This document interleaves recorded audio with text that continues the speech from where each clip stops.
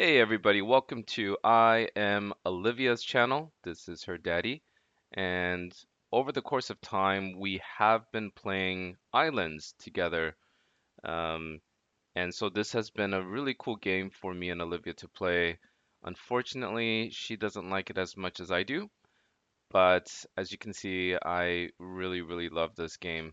It's only been a few weeks since I started playing this, and I learned a lot. I watched a lot of YouTube videos, and I learned from the best, and I also learned from trial and error. And although I recently only got the game passes, um, I did pretty good for somebody without any game pass or spending any Robux in the game. So recently, a lot of questions come to me running this shop here, and the first question is, how do you make money? And so I found that I'm always saying the same thing to the same people, and I figured I would make this video, and that way I can just say it once. So I'll talk about how to make the money without the Game Pass, just some tips and hints.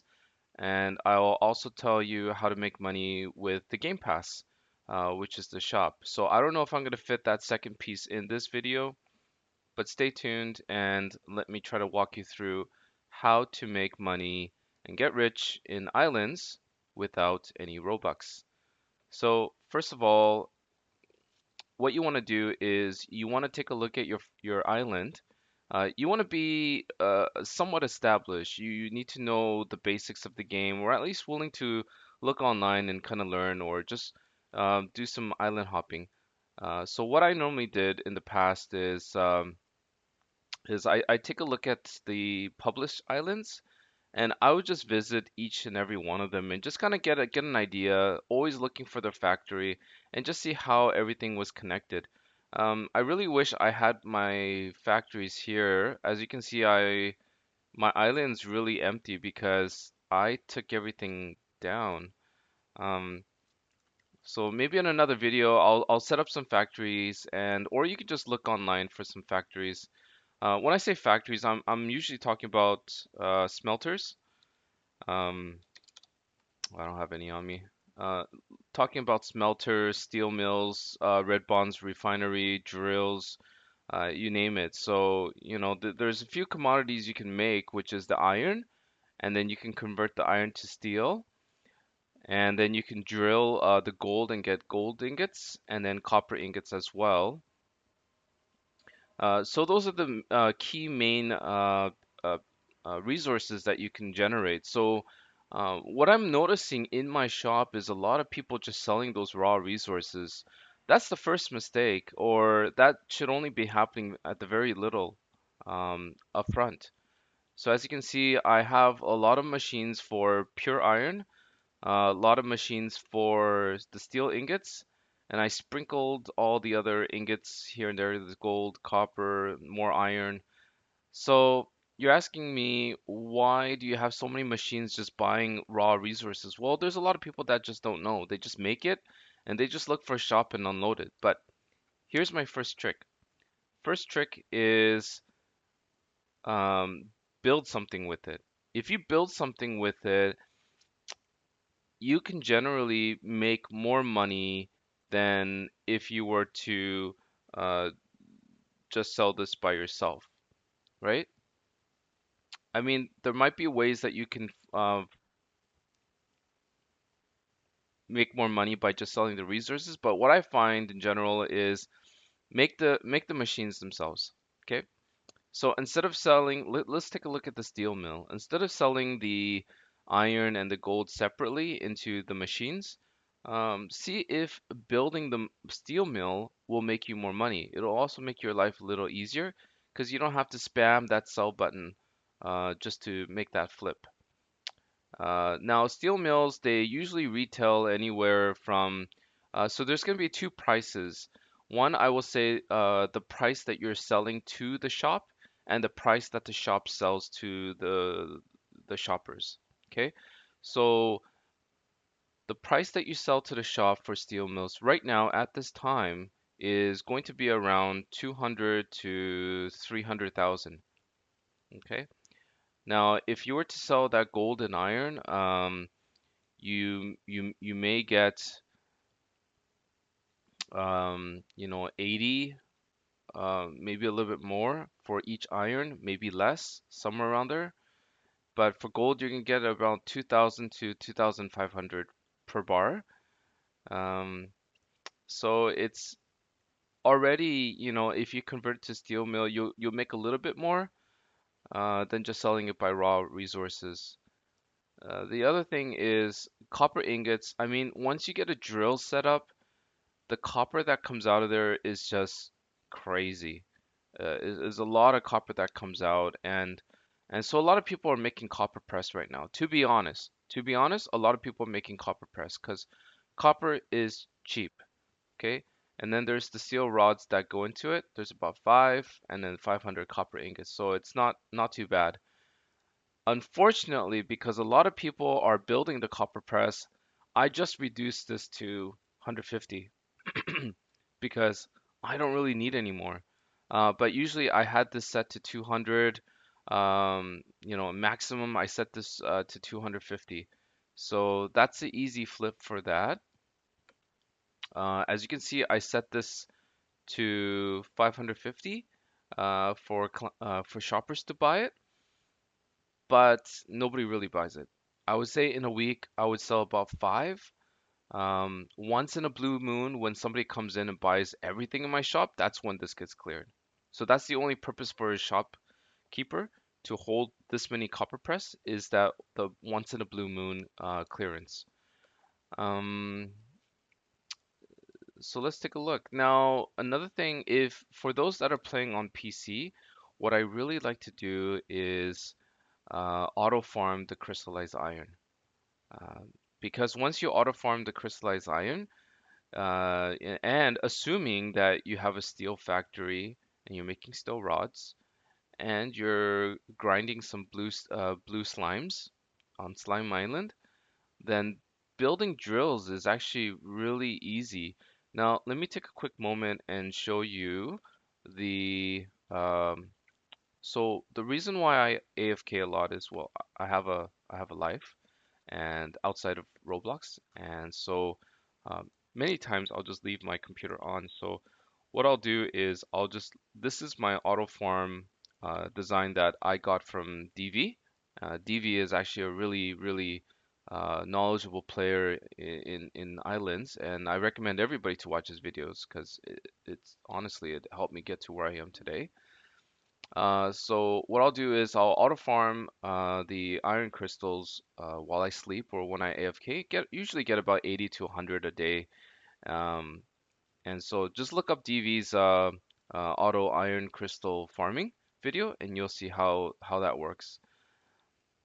Um, so that's the thing is always don't sell in regular resources.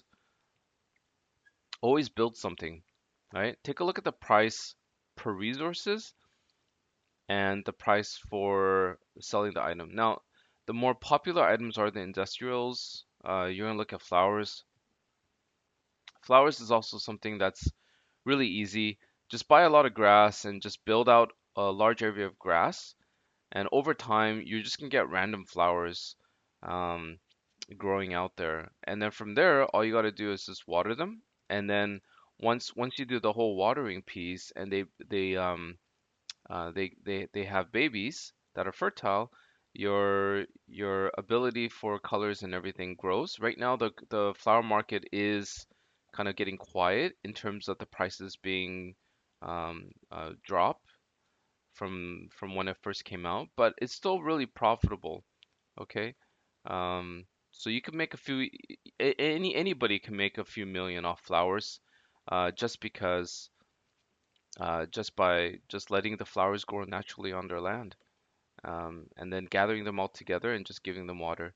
So those are a few tricks. One is don't sell resources, build something. The other one is build flowers and then find a flower shop that, really buys at above market value. So when I used to do a lot of buying and selling, I would just hop from shop to shop. And let's say I went into the first shop and they're buying from me crystallized iron for 100. I found one shop that was buying at 200 coins, 200,000 coins. So immediately I remember that shop, and I always built a list of if I'm selling crystallized iron, this is the shop that I would go to first. And then if they're full or the guy's AFK and it's like filled, then then I would move on to the next best. And there was some places where I found shops buying them at 120, but then there was the majority was buying them at 100,000, and then there was a few that were buying from people at lower price than 100. So definitely don't sell there. Usually when a shop has a low buy price from you, it usually means two things. It usually means number one, they have too many of that item. Okay, and that's often the case. But the popular idea that a lot of shoppers have is that you're trying to gouge them.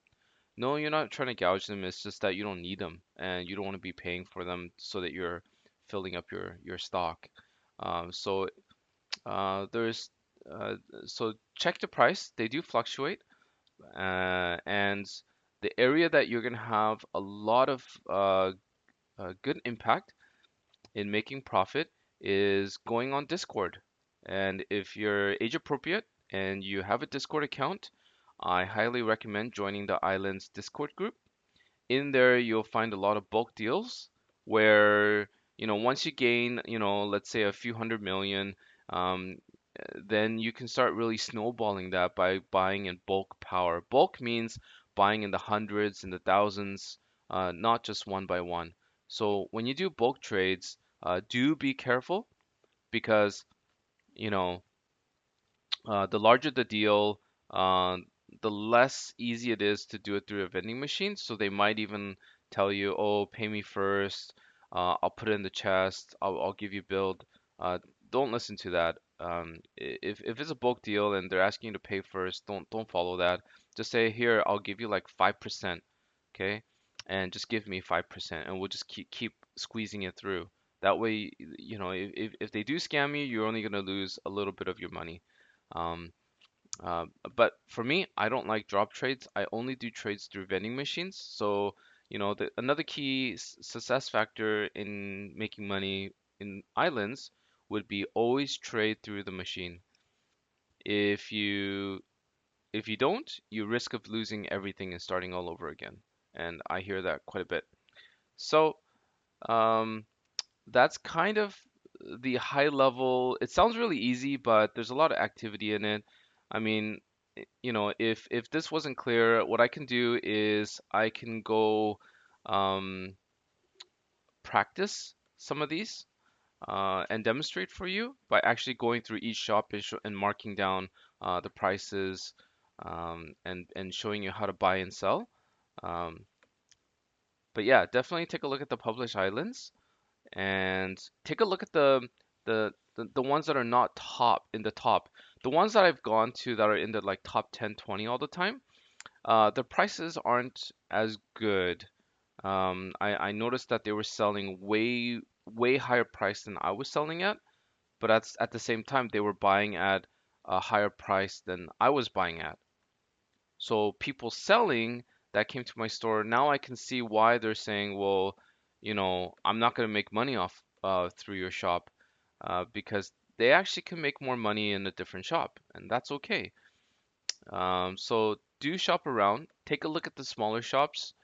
I often find a lot of good deals in non-pro pass um, shops, meaning just in general server, people saying, "Hey, I have a shop open. Anybody want to come? Here's the invite code." I would just go, just check it out. But also you got to know your prices too, because I often see like one time I got a washer. Now those things are worth millions. I got a washer for like 100,000 coins. That's a big margin. Just from there, I made like maybe a couple million easy just by flipping that one. And it didn't take too much time. So that's kind of it. So shop around, Take a look at the non-pro pass shops. Take a look at the small pro pass shops. Don't just go to the more popular ones, or don't just hit random. Just take a look around. Also, build stuff. Don't just sell resources. Oftentimes, once you build something, it'll be worth more. And make flowers. Flowers right now are pretty good, same as the cactus. Now, also take a look into buying the recipes, whether that would be, the cactus spike or whatever else, and then start making those items to sell. So those are usually a good money maker when it first comes out. And take a look at the market. Right now, for any players that are kind of low money, I would refrain from buying the cactus blueprint until the price comes down a little bit more. Right now, I'm currently selling them at 7 million, but I think they would be a lot more feasible if they would be, I don't know, somewhere around the 3, 4 million. So save up, start saving up now, and then hopefully you don't catch on too late. But what I found when I was doing Rage Blades was that there's never a late period. You're always going to be making money if you have a blueprint and people are buying that product. You will make it back, but it may just take a little bit longer. So even right now, Rage Blades, the sales went down. I would say before would sell maybe 50 Rages a day. Now I'm down to about 10. Um, and I'm getting about 20 people buying spikes a day, but not much. So the sword and hammer sales also went down. Usually people come and buy the hammers because that used to be the best melee, in my opinion. Um, but that traffic kind of died down too. So over time, you know, feel free to come and ask me what the market trends are because it keeps changing. I get a feel of it just by through the shop, what people are buying and selling, and how many and at what price. So I can kind of get a feel of, I do have an advantage because it does give me that visibility of what's popular. Um, but yeah, I'm always welcome to share that as well. Hope you enjoyed this video. I know I didn't get to the other portion. Uh, I'm looking forward to making some more videos on YouTube, and I hope you subscribe and like this video. And I will always be posting in Olivia's channel. That's I am Olivia, and hope you support her. Thank you.